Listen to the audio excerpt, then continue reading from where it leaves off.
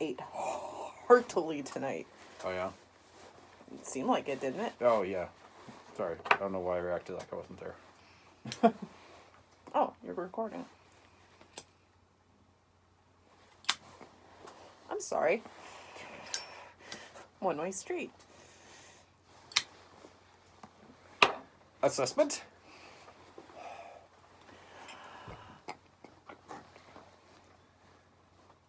Okay, well, premiere of Zoey's Extraordinary Playlist, which Right. we hadn't...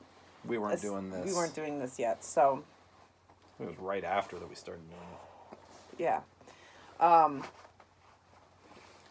Which, you know, season 1...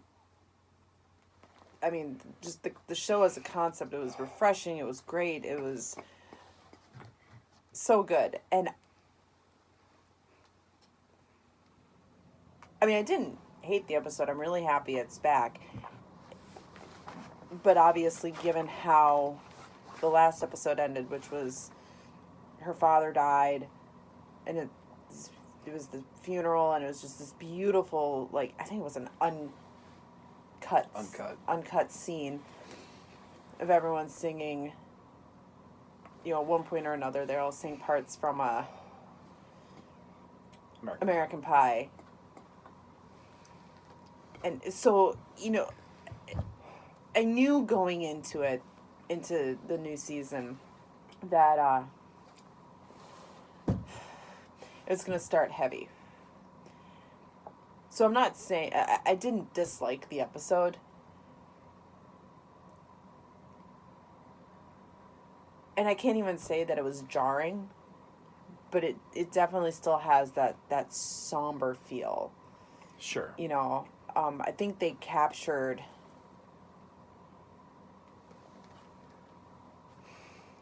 like the overwhelming feelings that are associated with the grief after the passing of a loved one. They captured it so well, just on so many levels. So I can't say that it was, like, enjoyable. It wasn't fun. It wasn't fun. I mean, the music numbers were definitely fun.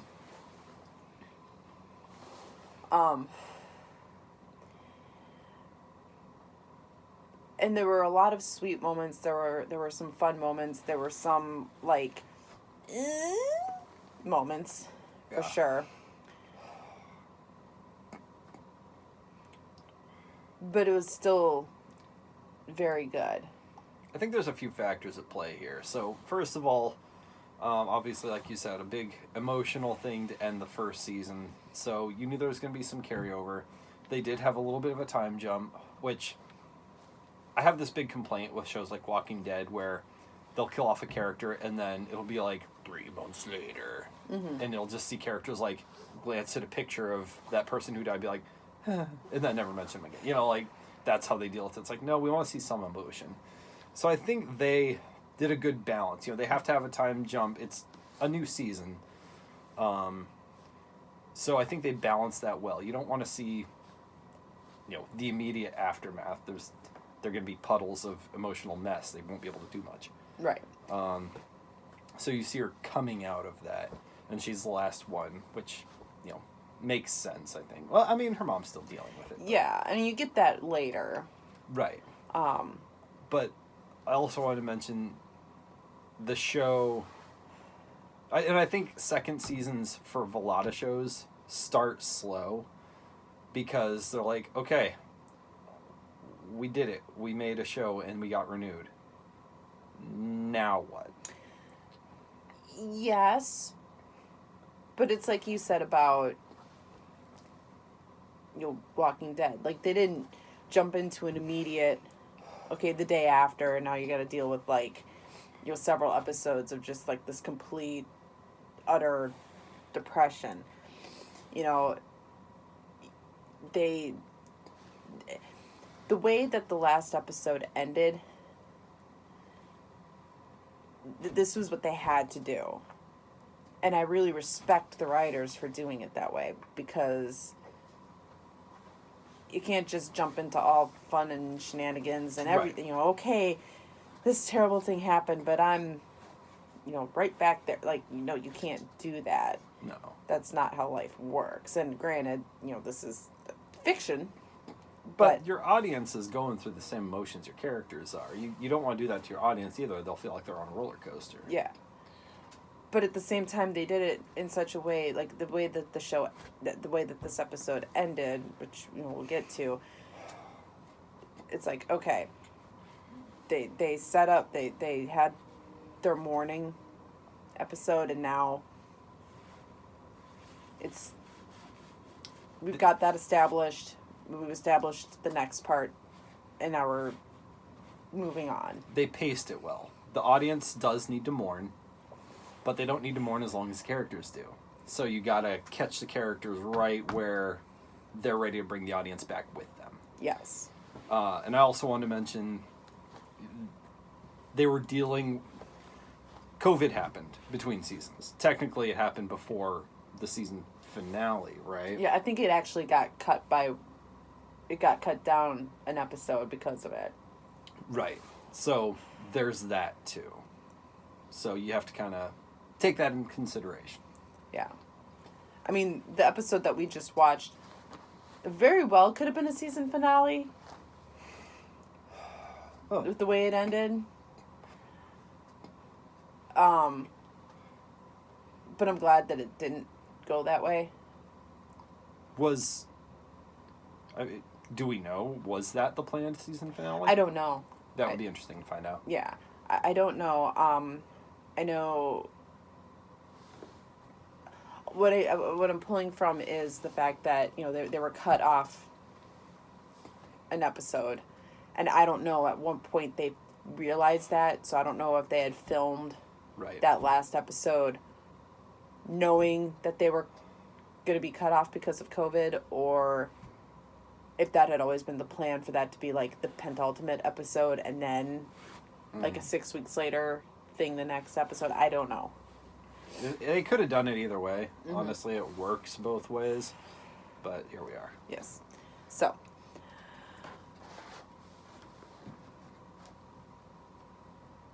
it starts with Zoey waking up to singing. It's Mo singing her awake. God bless Mo. Love Mo. Don't really know what pronoun to use, but love Mo. The pronoun is Mo. Mo's singing the song, getting Zoey up. We learn that Max and Simon have been visiting and looking out for Zoey, texting her and stuff, and she's just been like pretty much a recluse for the past 6 weeks.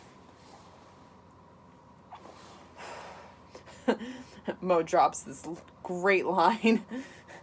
Something says that Zoey looks like she's a sad Emma Stone Halloween costume. Come on, we've all thought it. In fact, I almost called her Emma. Yeah. At one point. So, Zoe's nephew was born. Yes. We are dealing with the pregnant wife. And so, yes, the baby is here now. Makes sense. And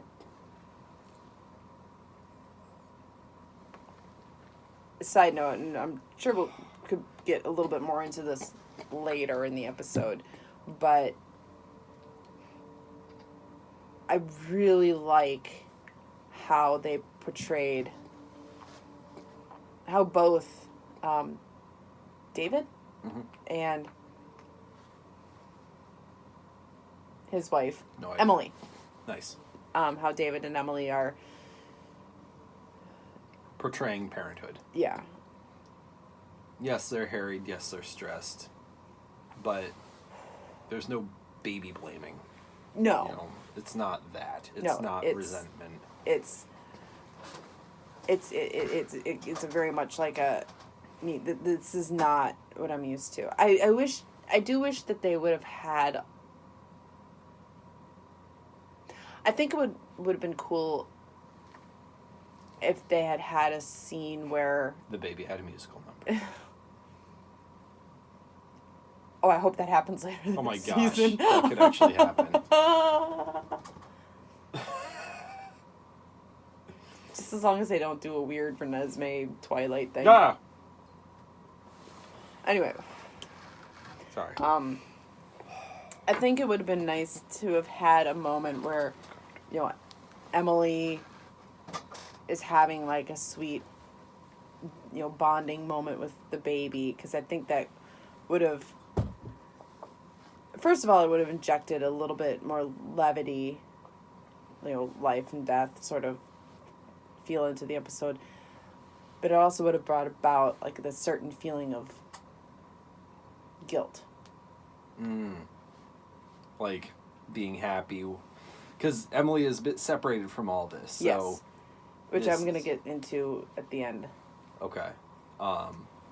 Just that she's sad because I'm sure she knew Mitch, and she's sad he's gone, but not on the same level as anyone else she's around right now. Yeah. So she is probably more even though she's stressed, probably more in a place of happiness than the rest of them. Mm-hmm. And you didn't really get that. You didn't get that. So if I have a criticism... That would have been an interesting thing, because we don't get a lot from Emily. No. So baby's born. Mo wants Zoey to have her powers back, but Zoey is indifferent. Mo.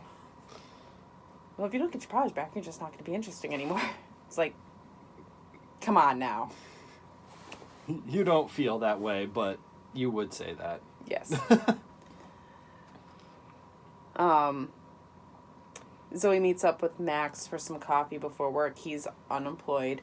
But he gives her a ring, which is just a beautiful little moment and a very thoughtful gift. It's a reverse musical note shield ring. So it's a musical note, but it's reversed and it looks like a Z. And the ring itself is in the shape of a little shield, and it's simple and beautiful, and just the thought that went into it is so sweet.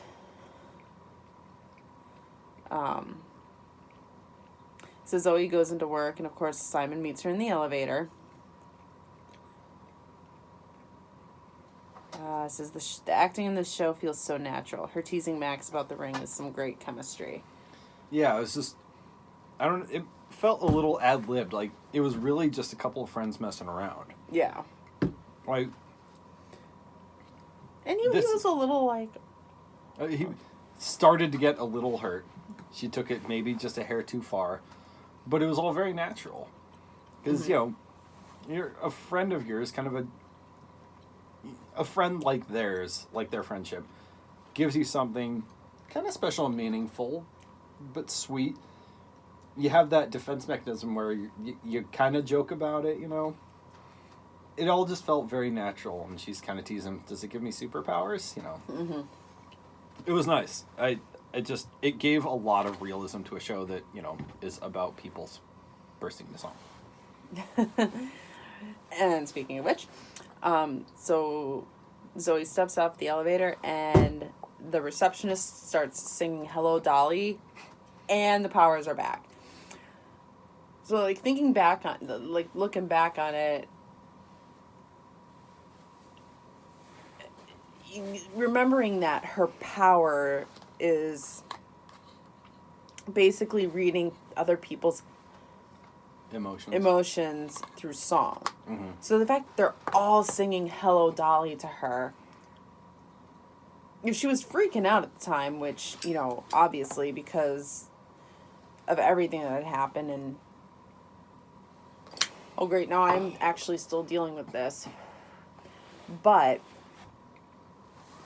if she takes a step and looks back on that she could see that that's everyone telling her, so happy you're back. Yeah. We care about you. Not really sure about the song choice per se. I didn't spend a lot of time listening to the lyrics. I'm not too familiar. I'm familiar with the fact that there's a song called Hello Dolly. But as far as lyrics themselves, I'm not really familiar. Yeah, same. The show's usually pretty spot on. Yeah. And does it pretty well. Yeah.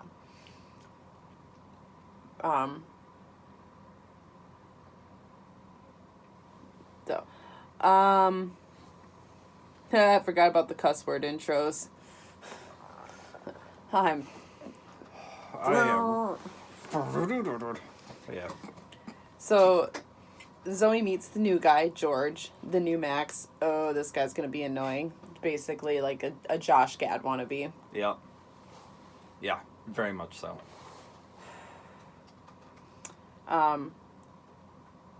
Leaf took over as interim manager. This part was kind of weird to me because he was like, "Oh, I implemented the standing desks, and people are bringing their pets into work now, but there's no more bar. Sad. Square Point is broke. So where'd the money for the standing desks come from?" Yeah, that's a good point.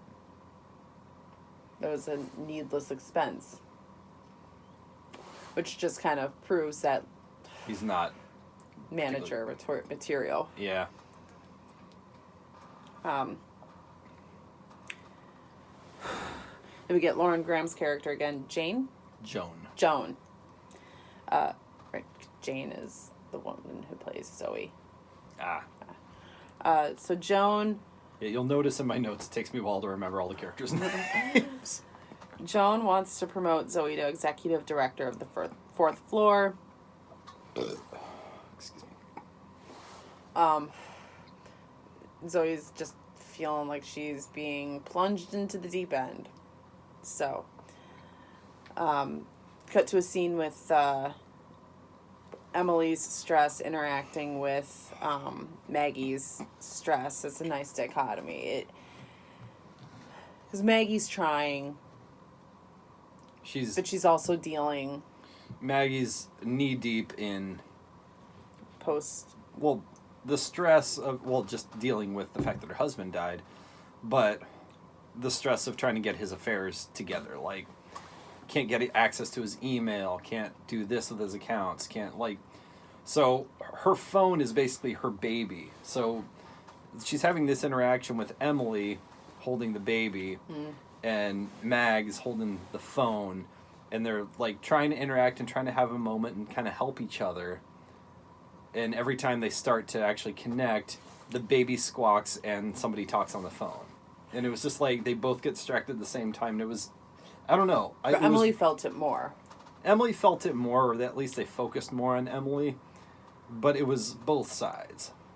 And the actress who plays Emily did a really good job of... You could tell she was annoyed by the interruptions. But you could also see that she begrudgingly understood. Right. She wasn't blaming Mag. She just... Madge, whatever. Just, Maggie. Maggie. It was annoying. Yeah. So then Zoe's back at her apartment building. She's leaving a message for her mom. I'll be home soon. And she's on her way to check on Moe's. She goes into Moe's apartment, and Max and Simon are hanging out at Moe's. Like, watching a game of some kind. And they're like, yeah, go, da, da, da. And Moe's just sitting there. Moe's like, yay, sports. Like, yeah. And I can't remember which one said it, but they said one of them said to Zoey, "You're welcome to join, but you need to pick a team." Mean. Very, very poignant, as it's Max and Simon. Yeah.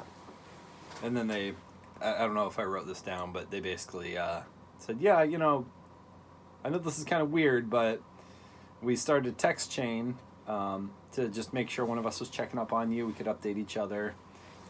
And that turned in, those texts became more frequent, and then we started basically hanging out. Mo's like, then we had the ski trip. It's just like, what? What? What? How? When? Why? What? who's watching Zoey during this time? But okay. Yeah, so they all got close. Yeah. So Mo leaves the room, and the boys are talking. We're like, yeah, and they're talking, and of course you could hear a song start, and they're like, you're not a prize to be won, kind of Aladdin. Very Aladdin. It was almost word for word. Yeah, and which I respected, but then you heard the song, and it was Jet. Are you gonna be my girl?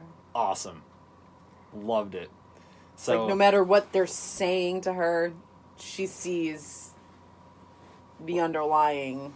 We are still competing for you. Let's not be crazy, but we're cool with each other. Basically, they're saying they're not competing with her, but what's really happening is, yes, they absolutely are competing for her, but they're cool with each other. They know what this is. Yeah, and they're respectful of her. Yeah.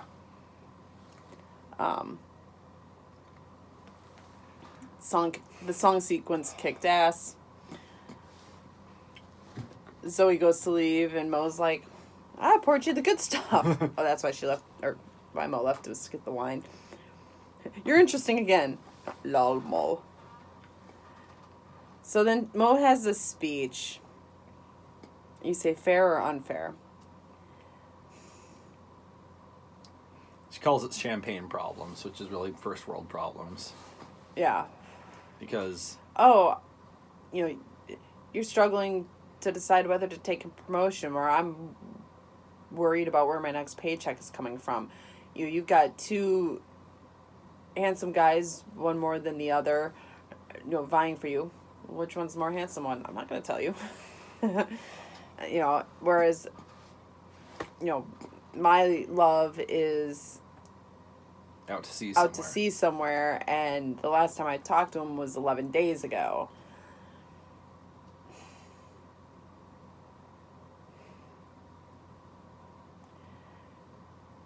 And I get it.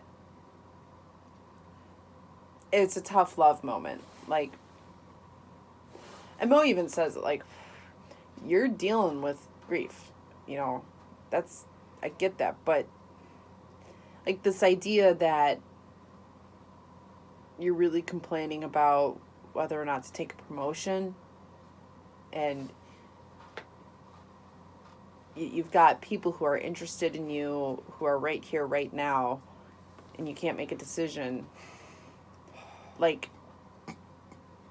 You can have empathy, but it only goes so far. Which is actually a good little underlying theme for the show. Yeah. I mean, that's what Zoey dealt with her entire first season. Yeah. She was being forced to have empathy for people, and she was like, I have this power to try to help people who are having emotions they can't express and nobody's hearing them. I am. What can I do about this? And Mo's kind of there to be like, we all have that all the time. Yeah. And I'm not saying that Zoey was being selfish, but she definitely wasn't being empathetic. She was, in fact, for most of the episode, whenever there was a song that came on, she wanted nothing to do with it. And I get that, because she didn't want to deal with other people's emotions. Because she's having a hard enough time dealing with her own. Mm-hmm. It's that kind of mental self-care versus helping others thing, and where's the balance? Yeah, so was Mo's speech fair or unfair? Can I say both? Zoey needed to hear it. Yeah, Mo... It's not up to either of them whether she's ready to hear it or not, though. But she needed to hear it. Yeah. Okay. Yeah, I mean, it was tough love. It wasn't an attack. It wasn't a girl, you need to step off, because Zoey wasn't acting high and mighty about it. She's like, I got a lot of shit being thrown at me right now and I'm having trouble dealing with it. That's fair. Those are all hard decisions. And I do have a little bit of a problem with Mo calling her out for having two handsome guys attracted to her, because it's like, it sounds great, but it probably isn't. You're gonna hurt someone. Yeah. That is a sucky position to be in, period. Yeah. So, but Zoey did need to hear it, and it helped her recenter a bit. So, Not right away, but... not right away, but it got her on the path, maybe. Yeah. So he goes back home, and her mom is just, like, surrounded by this paperwork. She's freaking out. She needs her husband's email password in order to get onto his computer. And you write, this email stuff is hard to watch from an IT standpoint. There are password reset processes in place in case of death. 3. Yeah. And, like, why wouldn't he have, like, wrote, like, or somehow given her his email password before he passed? Yeah. Like, that definitely would have been a thing. Like, it wasn't sudden. Like, come on. We're nowhere near, like, end of life stuff, and I know your email password, or I know some of your passwords. You know, but... Yeah. But, you know, Zoey is an IT and code breaker, so she gets in and she finds a folder called Testimonials. He said, Joan, that's her boss's name. Yeah, because the commercial ended, the episode ended with them seeing there's a folder called Testimonials. And then, I guess they start to open it, and I maybe I didn't jot anything down for that point.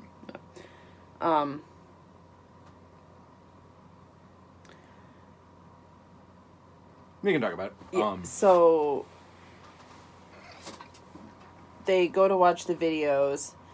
There's 3 videos. David, Maggie, and Zoey.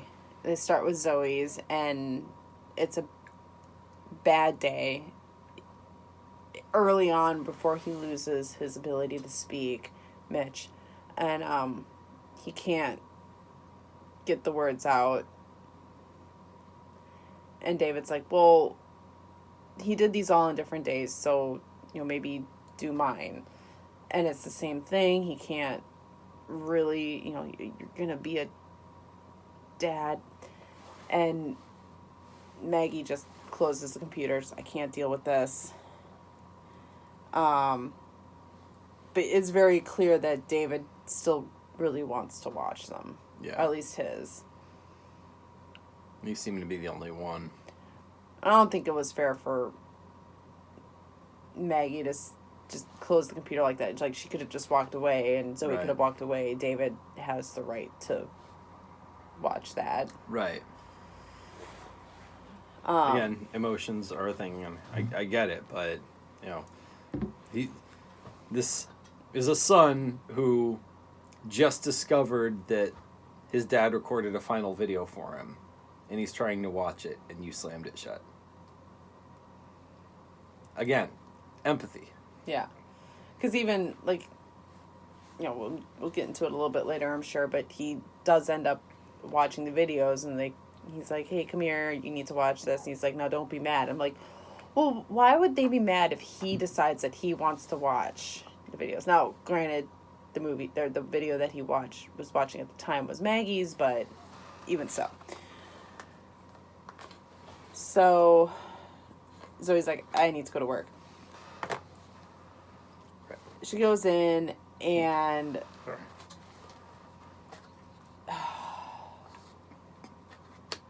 the Arab dude's name? Tobin's like relaying the story about how he basically hazed George with getting a tiger, which is like, oh, Tiger King much. What nice little Tiger King shout out there. Yeah. So Jonah just been like, oh, Zoey, I need to know your decision on this position.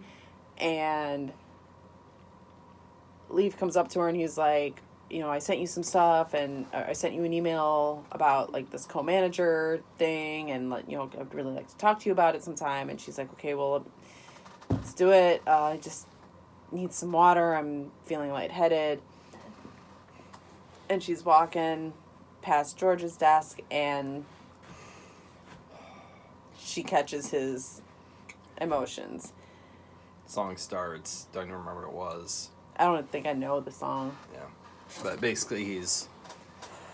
put on a face, like, ha ha ha. And yeah. Because he was kind of laughing along with the hazing, but it was clearly bothering him.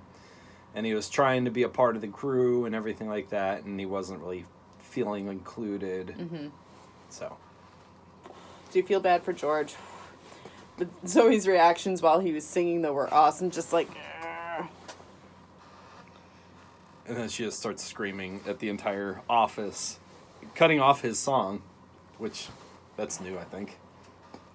Like, just stop it. And they're like, what? Stop what? But, yeah, she goes a bit off the rails. Like, everyone is just expecting so much of me right now, and it's not normal. So Zoe's basically complaining about being the star of a show. Meta? Attractive guys throwing themselves at me. A new promotion. Everyone looking to her for help. Oh, geez. Is it going to turn out she's been in a coma since the show started? Seriously, like, she keeps making these references, like, all these things that are happening to me are very not normal. Like, I'm reminded of that movie Stranger Than Fiction. Oh, yeah. Where the plot finds you. Like, she even goes home and tries to just deal with it, and then Max shows up at her door. Like... Joan. Oh, Joan, you're right. I'm sorry. One later, Max. But, yeah, Joan. And it just kind of got my wheels turning. It was very reminiscent of that. Like... But we saw that movie. He wasn't in a coma, was he? No. It was a totally different thing. But that's a very interesting theory. Yeah.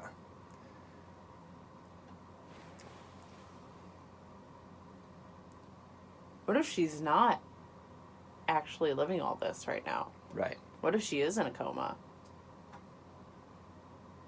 And Mo is like her... Spirit guide. Or guardian angel or whatever. Yeah. Because it all started when that earthquake happened while she was in the MRI machine. Mm-hmm. What if something happened? Oh, that's very interesting. Gonna be kind of looking at this from a different perspective now. I just can't help but wonder. I mean, the first season was subtle. It was, she has this power and she can read emotions, and that affects those around her and it affects her life. But now things are just coming at her, you know, again, like the promotion and all these things. And it seems like she's feeling that. She's actually aware of the fact that this doesn't really happen in real life. So, and that's where the connection to Stranger Than Fiction came into my brain, where the plot finds you and forces things to happen to you even when you're trying to escape. So, yeah, I kind of wanted to run that by you. I like that theory. I mean, I do and I don't. You know? You don't want it all to have been a dream. That feels like a cop-out, but at the same time... It makes sense. It makes sense. Interesting. Well, putting all that aside, you know, Zoe goes back home, which, again, home is her parents' house now. She's not going back to her apartment. She goes back home, and she's burrowed. Her mom's like, oh, you have a visitor. And she's like, Sam, wow. So Max or Simon, just tell him to hit the road. But it's Joan. And Joan comes in, and she, again, you see a side of Joan that you don't see a lot. She's very empathetic and sympathetic, and she mans up and's like, I shouldn't have thrown this at you at this time. I know what you're going through right now. It's a lot. But I wanted to make sure I had a successor because I'm going to Singapore. It's not a new job, right? It's a new job within the same company. Or at least a new location. Because It's her promotion. Yeah. She's co-CEO? Or something, yeah. Okay. So, that's why she offered Zoey the promotion.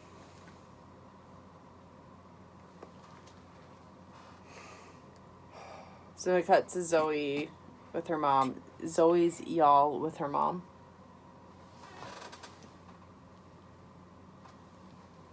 Talk? Maybe. Nothing makes sense. Her mom admits that she can't hold the baby because Mitch isn't there to hold the baby too. And that's very real. And as Catholics, we know that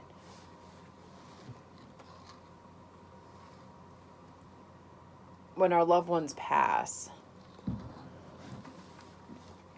they don't feel like they're missing out. Mm-hmm.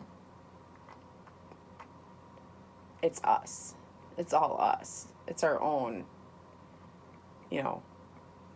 We miss them. Yeah, you're not going to be there for me to walk me down the aisle or to hold my new child, and which is very, and not in a.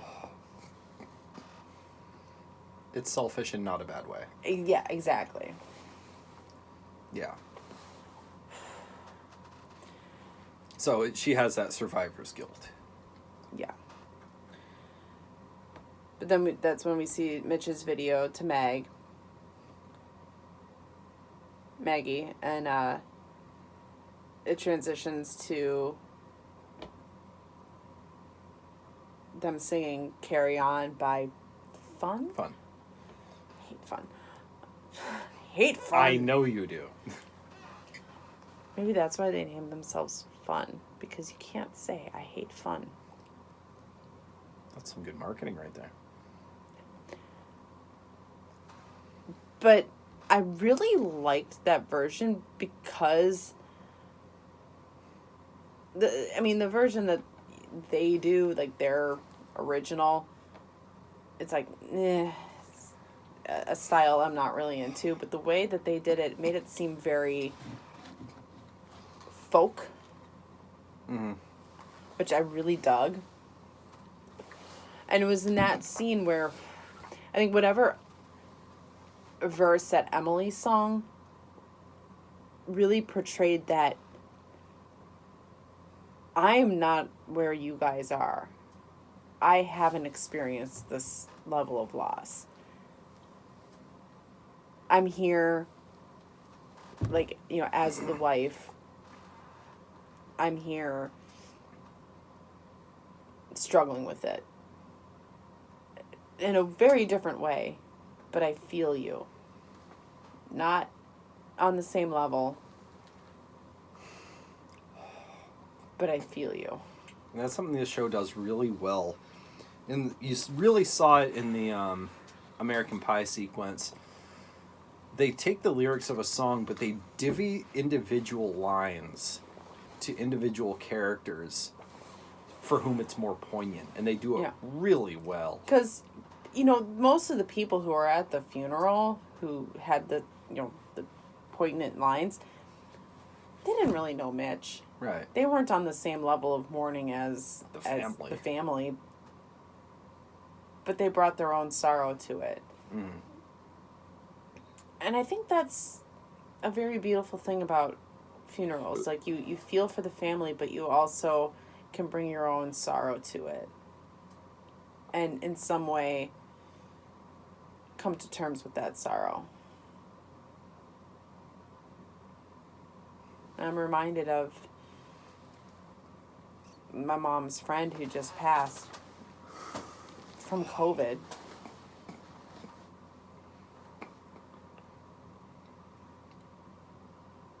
He was always kind of on the fringes of my own life. He was a good work friend of my mom's. I babysat his kids once.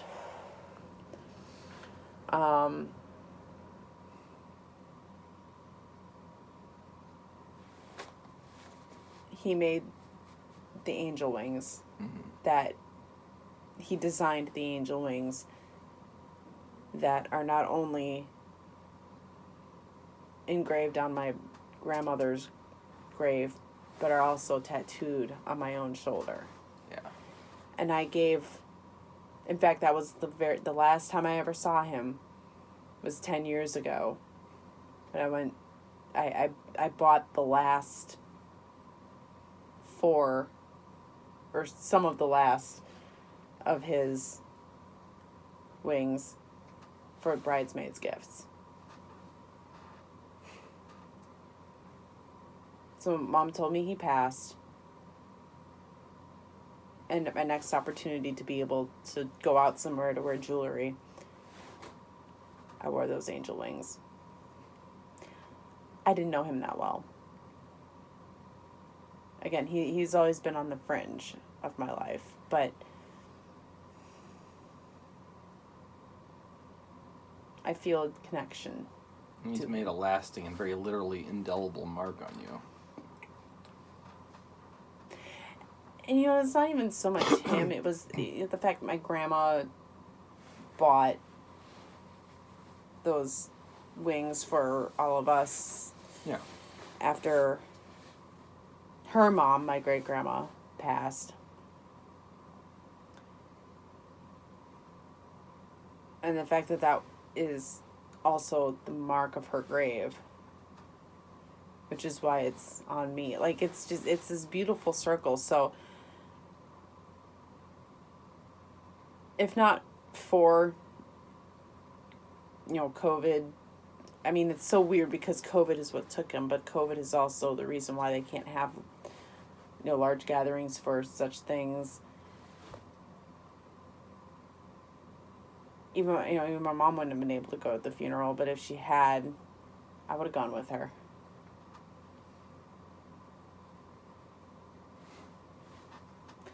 Anyway, so they do the Carry On as musical number, and Zoey is back to enjoying the power. Yeah, you can see her smiling through it because as they showed at the end of that scene, they were all pretty much silent. Nobody had much to say. They all kind of accepted where they all were. So she was given this insight into what they were all feeling. And it was all more or less positive, and she felt that, and she was happy for it. And she was happy to have that insight. And side note, I thought it was really interesting, the choreography. Like, at one point, Emily stops. Like, she's carrying salad or something, and she stops.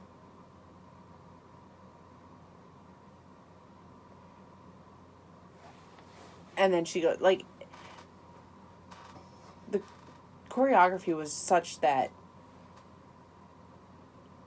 you're just kind of at a standstill.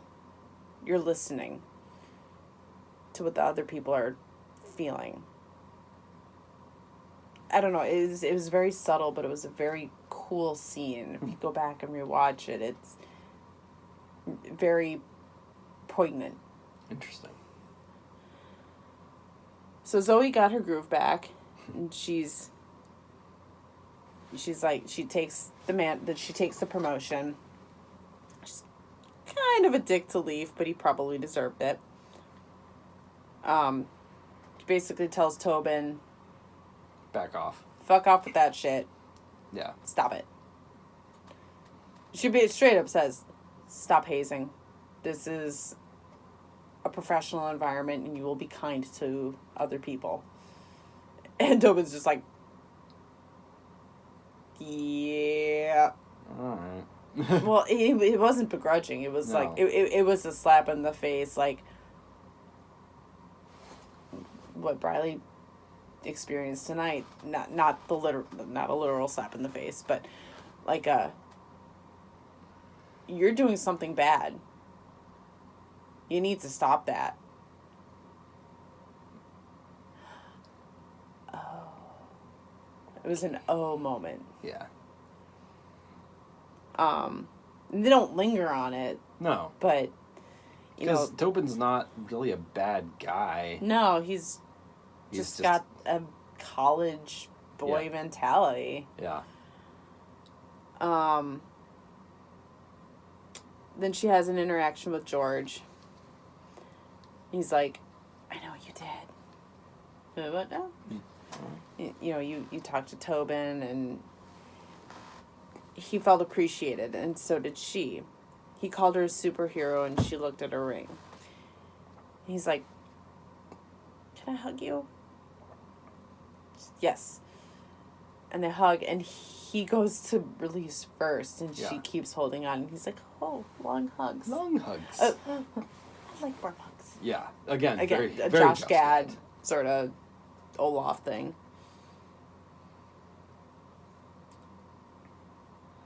And then they do this kind of little montage thing where, you know, Leaf and Tobin are doing the 2-person playing foosball. Yeah, foosball.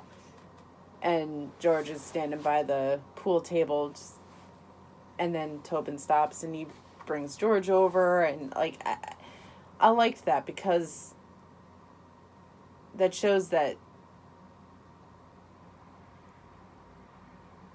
Zoey has a sort of, when she's not mourning and in grief and overwhelmed by her emotions, she is respected. Yeah, it brings it back to the whole Hello Dolly thing. Like, she actually is respected by everyone, and Tobin isn't going to pay lip service to what she says. He's going to hear it and actually act on it. Exactly. Again, Briley. Yeah. You know, we had this issue tonight, and she got yelled at, and she didn't run away crying. She didn't get whimpery. She stopped. She was shocked. She took it in, and without any prompting or anything, she apologized and moved on. And, you know, you had said no treat. So when after prayers treat time came, she didn't put up a fuss. Not a word. She went off to brush her teeth. She accepted. And that was very much how I felt like Tobin dealt with the situation. Like, he took to heart what Zoey said. Like, you're not in high school anymore. You're not in college anymore. You are in a professional working environment. Include people. Don't be a dick. Don't be a dick. Don't be a dick. Don't be a dick. There was also this other little side plot with Mo and Max. Like, Max got this idea for, you know, like a restaurant that serves other restaurant foods. So he approaches Mo with it, and Mo is clearly a culinary genius. Had like 200 creme brulees. It was great. You need to tell me. What? Takes the torch.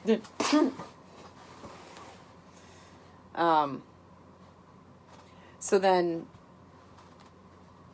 you know, Max comes to see Zoey, and he basically asks her permission to go forward with it with Mo. It's like, he said, you know, I noticed you were kind of weirded out, and I thought that was really classy. Yeah. You know, so much of last season with Max, it was like, you know, you wanted to really like him, but he seemed like he was doing that, oh, but I'm the nice guy. Right. Like, oh, you're just friend zoning me. Like, it got really close, if not to that territory where you were like, I want to like you, but the fact that he took a step back and was like, I want to make sure you're okay with this, spoke volumes to me. Yeah. Because that shows that he in turn is also being more empathetic and not taking the relationship for granted, or, you know, he doesn't want her to feel uncomfortable.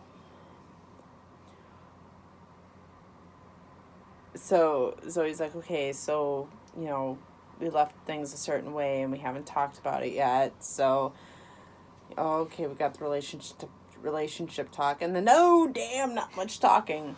She goes in for the kiss, and the episode ends. Yep. I gotta say that the ending didn't deliver as much as of a punch as I thought it would. I didn't hate it, but it actually makes me a little bit nervous. Yeah, it wasn't the rising music and the I've made my choice, and I don't know. It was like it seemed pretty obvious, really, that she would end up going for Max. And it's the first episode. Right. So it's like... So we'll see. Yeah. That's it? Yeah, that's all I got. All right.